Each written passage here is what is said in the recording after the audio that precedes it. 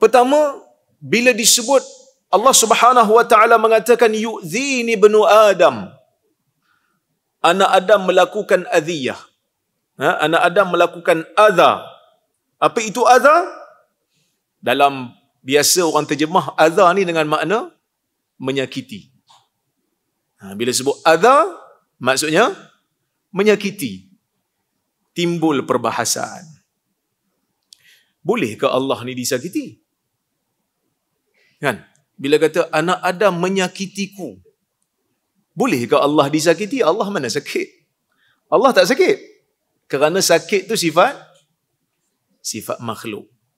Maka di sini timbul perbahasan di kalangan ulama, cara macam mana nak faham hadis ni. Sebahagian daripada ulama, mereka kekalkan dengan makna azar tu dengan makna bukan menyakiti, tetapi terganggu. Sebab tu awal-awal tadi, saya dok terjemah dengan makna buat satu benda yang Allah tak suka. Ya. Mereka kata terganggu. Allah tak suka benda ni. Jangan dok buat benda ni. Allah tak suka. Allah tak reda. So dia orang kata, makna terganggu di sini bukan sakit, tapi terganggu. Allah tak sukalah. Sebab dia kata apa? Di sana ada hadis Nabi SAW larang orang Islam ni bila nak pergi masjid, makan bawang merah, bawang besar, ataupun bawang putih yang tak masak kan. Nabi sebut apa? Apa alasan dia?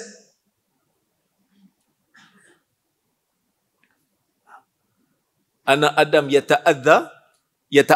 Maksudnya yata'adza ni bukan sakit. Dia terganggu dengan bau. Itu maksud terganggu tu, maksud tak semestinya menimbulkan sakit. Itu aliran yang pertama. Aliran yang kedua, mereka kata azar tu dengan makna bukan sakit, bukan terganggu, tapi maknanya Tuhan murka. Tuhan murka maksudnya dia dah buat satu benda maksiat, dia dah buat satu benda penderhakaan, pelanggaran terhadap perintah Allah. Jadi Allah murka. Itu maksud azar di sini, iza. Ini sebahagian daripada mufassirin apabila mereka mentafsirkan ayat innal ladzina yu'zuna Allah wa rasulah, golongan yang melakukan iza kepada Allah dan Rasulnya, dia kata bil mukhalafah wal isyan, dengan melakukan iza itu dengan makna melakukan maksiat, melakukan pelanggaran terhadap arahan Allah Azza wa Jalla. Ada aliran yang ketiga. Al-Imam Al-Iraqi dalam kitab dia Tarhut Tasrib menukilkan daripada Al-Imam An-Nawawi rahimahullah, yang mana dia kata maksud iza di sini ialah dengan maksud perumpamaan. Bila Allah Ta'ala kata anak Adam menyakitiku, bukan maksudnya zat Allah sakit dengan perbuatan tu. Allah Azza wa Jalla tidak bersifat dengan sifat sakit, tetapi Allah kata perbuatan ini kalau dilakukan kepada sebahagian daripada kamu akan menyakitkan sebahagian yang lain. Maksudnya nisbah sakit tu bukan pada zat Allah, pada sesama kamu, supaya kamu faham, kerana kamu tak pernah tengok zat Allah. Okey? Tapi kalau kita tengok di dalam Al-Quran, perkataan adha Allah Subhanahu wa taala sebut dalam beberapa ayat. Perkataan adha ataupun dia punya kata-kata terbitan daripada perkataan adha ni ada beberapa ayat lah. Jadi ada beberapa makna perkataan adha yang disebut dalam Quran. Ada maknanya memang sakit. Allah Subhanahu wa taala berfirman, "Faman kana minkum maridan aw bihi adha min ra'sih." Sesiapa yang di kalangan kamu itu sakit pada badannya ataupun sakit pada kepalanya. Perkataan adha di situ merujuk kepada makna sakit. Tapi adakah itu keseluruhan makna adha? Tak juga. Kerana dalam Quran Allah Subhanahu wa taala ada sebut perkataan adha dengan makna yang lain, iaitu dengan makna kotor. Bahkan dalam hadis juga ada perkataan adha dengan makna kotor, bukan sakit. Contoh, Allah Subhanahu wa taala sebutkan tentang haid. Allah Subhanahu wa taala kata apa? Qul huwa adha yas'alunaka 'anil mahid. Mereka bertanya kamu tentang haid. Qul huwa adha. Katakan haid itu adha. Apa itu adha? Kotor. Kotor, tinggalkan. Waktu itu jangan digauli isteri itu. Biarkan dia sehingga dia bersih. Kan? Dalam hadis Aisyah radhiyallahu anha menyebutkan tentang tangan kanan Nabi dan tangan kiri Nabi. Tangan kanan Nabi untuk apa? Lituhur. Tangan kanan Nabi ni untuk maksudnya benda-benda yang bersih. Nak ambil uduk tangan kanan dulu. Kan? Tangan kiri Nabi untuk apa? Ma bihi adha. Tangan kiri Nabi ni untuk menyucikan benda-benda yang kotor. Maka sebab itu istinja, Nabi suruh istinja dengan tangan kiri. Bukan sakit. Kan? Tuan-tuan istinja sakit tak? Tengok bahan apa yang kita pakai lah kan. Kalau air tak sakit lah. Dia bukan sakit. Dia kotor. Okey.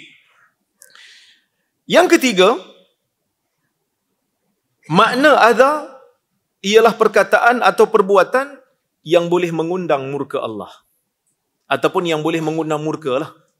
Maka sebab itu disebut qaulun ma'ruf wa maghfiratun khairum min sadaqatin yatba'uha adha. Perkataan yang baik dan memaafkan itu lebih baik daripada sedekah yang diikuti dengan perkataan yang menyakitkan, yang menyebabkan orang marah. Inilah dengan makna inilah ayat Quran innal ladzina yu'dzuna Allah wa rasulahu la'anahumullah. Sesungguhnya golongan yang melakukan perkara yang Allah murka dan Rasul murka, Allah akan melaknatnya. Jadi kalau kita tengok kat sini, tak semestinya adha itu dengan makna menyakitkan lah. Jadi tak ada isu lah kat sini. Kan? Sebab ada sebahagian orang kadang-kadang dia dah menetapkan, dia dah sempitkan makna adha, dia dah sempitkan makna tu, lepas tu dia kata, tengok. Takkan kita nak kata Tuhan sakit?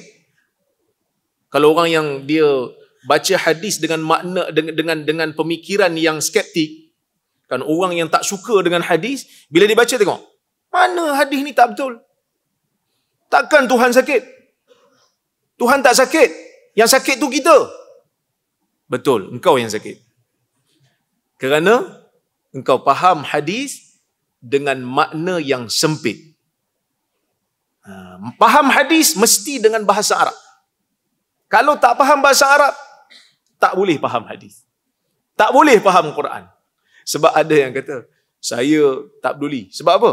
Sebab bahasa Arab ni apa? Orang Arab je pakai. Saya tak mau bahasa Arab ni. Saya nak rujuk terus.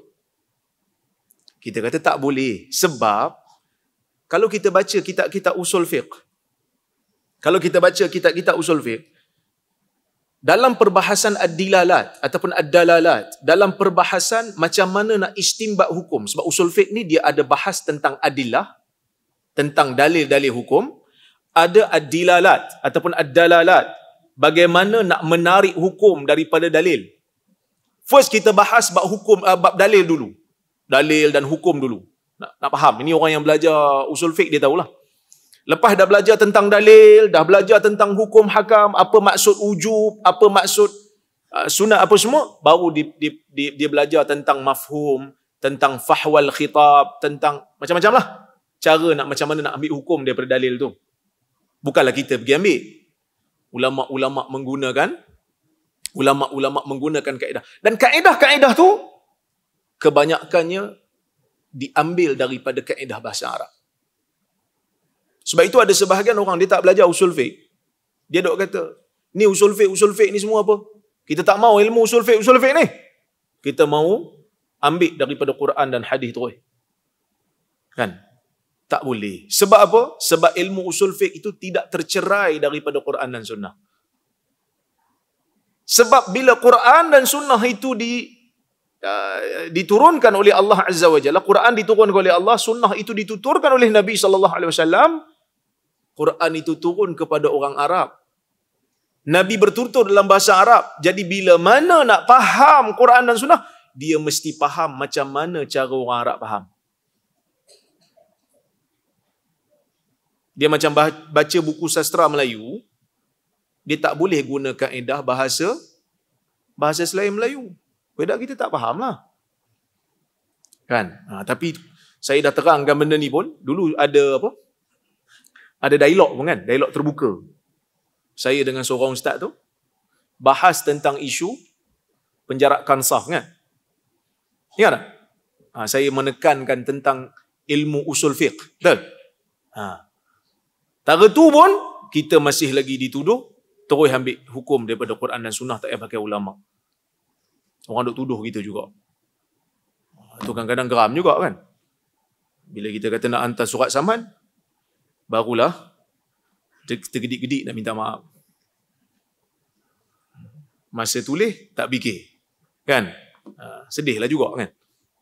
Kadang-kadang manusia ni dia lebih takut kepada surat saman daripada dia takut pada fitnah tu sendiri, daripada dosa tu. Bila kita kata kita nak hantar surat saman, baru dia kata macam saya minta maaf lah kan.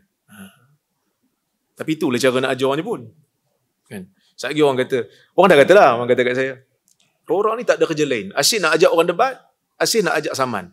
Dah nak buat apa lagi orang duk tuduh aku? Orang duk tuduh kita macam-macam kan. Itulah, inilah. Lepas tu bila kita ajak dialog, tak mau. Dia kata kita gila dialog, kita hantar surat saman. Sikit-sikit saman, sikit-sikit saman. Saya pun tak faham kan. Tapi yalah manusia kan, kok mana pun tak kena lah.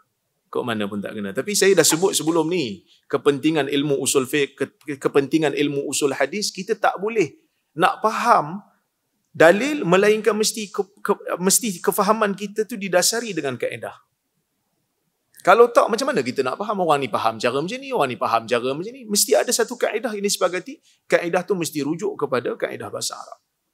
Okey. Jadi tak ada timbul isu lah pada hadis ni. Hadis ni betul. Bahkan hadis ni muttafaqun alaih. Hadis ni riwayat Bukhari dan Muslim. Bukan kata riwayat Bukhari dan Muslim aja, muttafaqun alaih lagi. Ada beza bila orang kata hadis ni riwayat Bukhari dan Muslim dengan hadis ni muttafaqun alaih. Apa beza? Ada beza tak? Tuan-tuan biasa dengar kuliah kan? Dengar kuliah hadis biasa dah kan? Bila orang kata hadis ni riwayat Bukhari dan Muslim, kalau orang kata hadis ni muttafaqun alaih, sama tak? Sama ke tak sama? Tak sama? Tak sama. Ada yang kata sama. Ada yang kata sama. Berlaku khilaf di kalangan para ulama dalam masjid ni. Kan? Ada dua pandangan. Ada tiga pandangan. Ada yang kata sama. Ada yang kata tak sama. Kan? Ada yang tu tak tahulah. Sebenarnya bila orang sebut hadis tu riwayat Bukhari dan Muslim, dia luas lagi daripada muttafaqun alaih. Bila sebut muttafaqun alaih, hadis tu riwayat Bukhari dan Muslim daripada sahabat yang sama. Kalau sebut Bukhari Muslim, boleh jadi daripada sahabat yang sama, boleh jadi daripada sahabat yang berbeza. Tapi lafaz hadis hampir sama. Tu ada beza sikit lah. Muttafaqun alaih ni dia, Bukhari kalau dia riwayat daripada Anas, Muslim juga riwayat daripada Anas, hadis sama. Muttafaqun alaih. Sama macam ni lah. Muttafaqun alaih. Bukhari riwayat daripada Abu Hurairah, Muslim juga riwayat daripada Abu Hurairah. Okey, clear?